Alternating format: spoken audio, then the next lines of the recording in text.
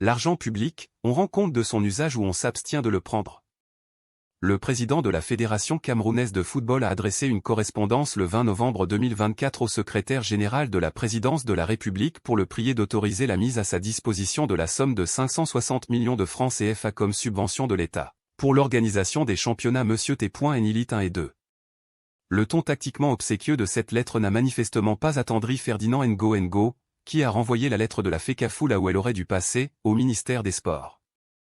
Il a instruit le ministre Narcisse Mouel Combi de mener les concertations avec les acteurs majeurs concernés par le lancement des championnats de football et de lui en rendre compte pour la très haute information du chef de l'État. Où sont les 2 milliards de la Coupe du Monde?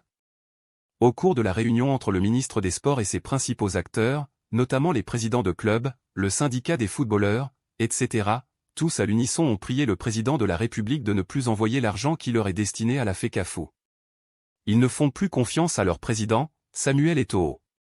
Non seulement ils doutent qu'il leur reverse intégralement cette subvention, mais quand bien même il viendrait par extraordinaire à le faire, ce serait au prix d'un insoutenable chantage comme s'il leur reversait gracieusement une partie de ses deniers personnels.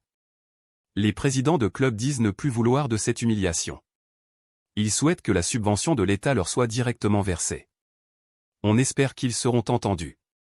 Personnellement, je suis surpris qu'on cherche midi à 14 h. Je ne comprends pas qu'on tergiverse alors que Samuel Eto'o a montré, par son inaptitude à la transparence, son addiction à l'opacité et sa gestion cavalière de la FECAFOOT qu'il n'était plus digne de confiance. Tant de raisons plaident pour que plus jamais l'argent public ne passe entre ses mains souillées. Continuer à lui remettre l'argent public, c'est au mieux de la légèreté et au pire de la complicité. L'un comme l'autre constituent des crimes contre les finances publiques. Qu'on se souvienne, à la veille de la Coupe du Monde au Qatar en 2022, le même Samuel Eto'o avait adressé une lettre au gouvernement pour prendre un prêt d'un peu plus de 2 milliards de francs CFA qu'il promettait de rembourser en décembre de la même année. Pas un sou n'a été restitué au trésor public. Plusieurs présidents de clubs, pour ceux qui ont encore l'audace de résister à la tyrannie du maître de Tsinga, revendiquent des sommes qui leur sont dues au titre de la subvention de la saison dernière, ainsi que leur quote-part issue de la participation du Cameroun à la Coupe du Monde et les contrats publicitaires. La culture de la sébile.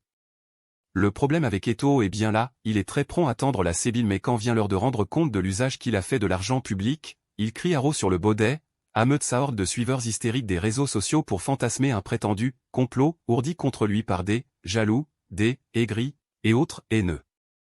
Il faut bien que quelqu'un explique calmement à notre icône nationale qu'on ne gère pas l'argent public sans en rendre compte. Ce n'est pas parce que cette façon perverse et libertine d'utiliser l'argent de l'État est profondément ancrée dans notre administration qu'elle doit devenir la règle.